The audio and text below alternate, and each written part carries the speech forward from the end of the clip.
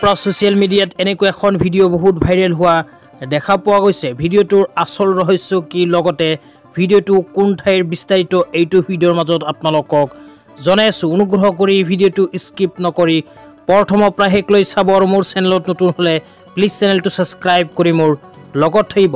তো ভিডিঅ'টো হ'ল ইণ্ডোনেছিয়াত এনেকৈ এখন ভিডিঅ' ভাইৰেল হোৱা দেখা পোৱা গৈছে। গোটেই পৃথিৱীতেই কিন্তু এই ভিডিঅ'খন ইণ্ডোনেছিয়াৰ পিছত ভাইৰেল হৈছে। তো ভিডিঅ'খনত দেখা পোৱা অনুযায়ী এজন ল'ৰা আৰু ছোৱালীৰ অবৈধ সম্পৰ্ক কৰিবলৈ গৈ এনেকুৱা অৱস্থা হৈছে। আচলতে কি অবৈধ সম্পৰ্ক কৰাৰ কাৰণে এনেকুৱা অৱস্থা হৈছে নে বেলেগ কিবা, এতিয়া আপোনালোকক বিস্তাৰিত জনাই আছোঁ। আচলতে ইণ্ডোনেছিয়া হ'ল মুছলিম প্ৰধান দেশ।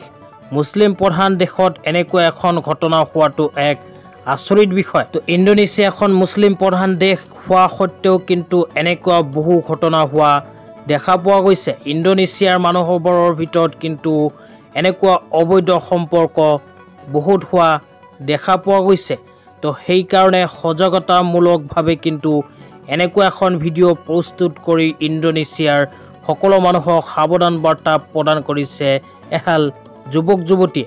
তো আজি ইমানেই।